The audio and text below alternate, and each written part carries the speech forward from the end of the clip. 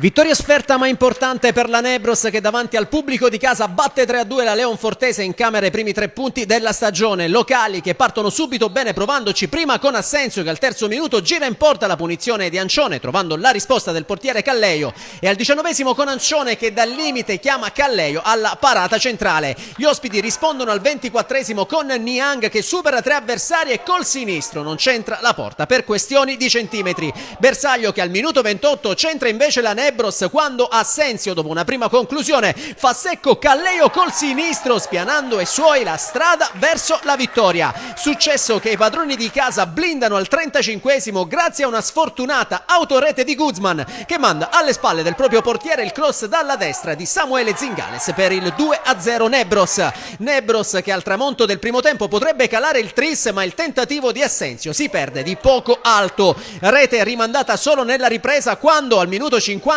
proprio Assenzio con un perfetto colpo di testa mette in rete la punizione di Ancione facendo così Nebros 3, Leonfortese 0 e doppietta personale per l'esperto centrocampista ex città di Taormina. Gara che sembra chiusa ma che i locali provano a complicarsi 4 minuti dopo quando la Leonfortese accorcia le distanze grazie a Maltese che raccoglie il cross di Cacicia e col destro fulmina di fina per la rete dell'1-3. Ci credono i biancoverdi che al minuto 72 vanno ancora in gol con Maltese che riprende la difettosa respinta di Di Fine da pochi passi, fa 2-3 e doppietta personale. Nel finale assalto disperato degli ospiti ma le conclusioni di Maltese all'81esimo e Pambini in pieno recupero non sortiscono il pareggio sperato. Finisce dunque 3-2 per la Nebros che incassa la prima vittoria in campionato, la seconda stagionale dopo quella di Coppa.